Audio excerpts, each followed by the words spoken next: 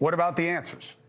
What about the UN resolution? Do they make sense? All right, here's who I go to help my understanding of the region. Arwa Damon, former colleague of mine at CNN. She knows the region, she knows the people, she knows the politics. She's also the founder, and she's going to get embarrassed when I say this because she wants to keep it about the journalism. She started a group called INARA, okay? International Network for Aid, Relief, and Assistance.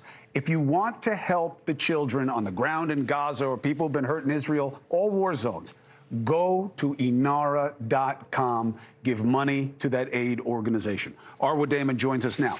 Arwa, thank you very much for joining us. Appreciate it. What do you make of the current play in the situation?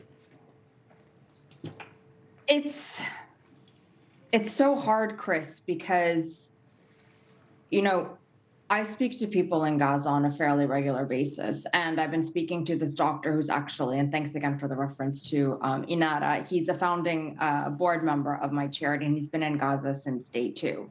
And he's at the El Ahli hospital, which is right now the only semi-functioning, if it can even be called that, hospital in Gaza. There's only 3 surgeons there. They have had to set up something of a triage center outside in the courtyard. They're having to decide, as you've been hearing from others, you know, who gets to live, who has to die. They've been having to clean out injuries, burn injuries, you know, wounds that are full of gravel and dust, without anesthesia, without analgesics, without painkillers, you know, and you're hearing all of that, and you're seeing people dying, as we have been seeing, you know, every single day since this started.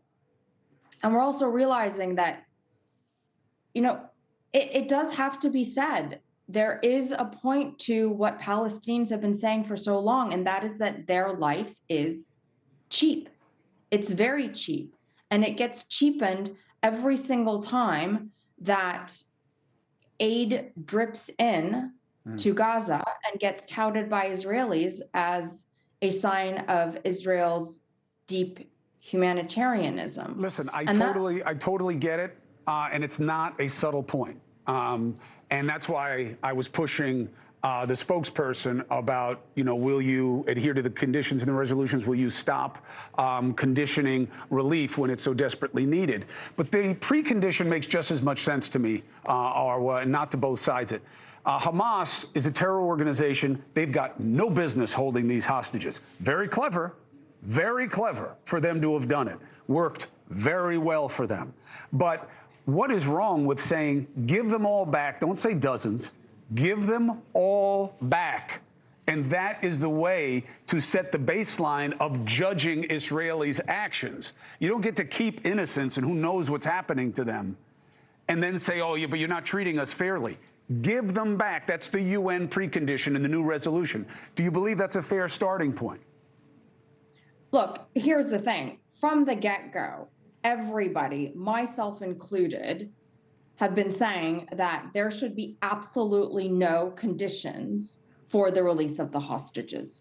There should equally be absolutely no conditions for the blockage or the release of humanitarian aid. And you pointed this out just now too, Chris.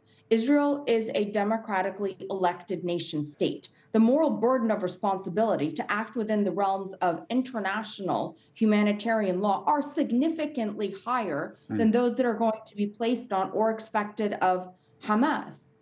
It is very well known that Hamas is not necessarily going to abide by these various different regulations, but it is an armed militant group. It is not part of a state. True. No matter which way you cut it. And so, yes, there is a bigger burden of responsibility on the Israeli side, and there is and should be a bigger level of expectation. To say to the United Nations, okay, we're going to give you half a tanker of fuel, but you can only use this to transport humanitarian aid. You can't use it to do, you know, to power hospitals or desalinization plants. That's just, it doesn't make sense, Chris. I totally get it. And look, again, there are no really good answers here. And I don't think in our lifetime we've ever even heard of a complete answer, and I don't know where this goes. But I do know that the hostages have always been a wild card.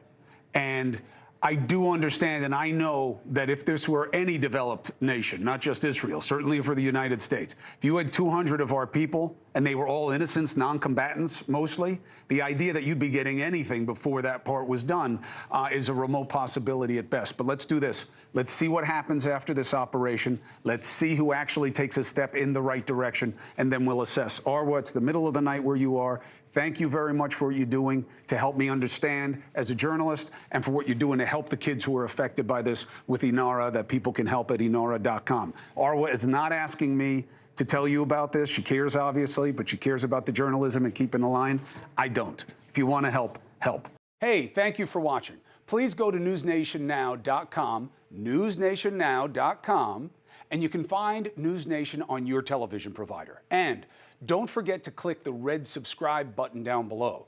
Then you will get more of NewsNation's fact-driven coverage.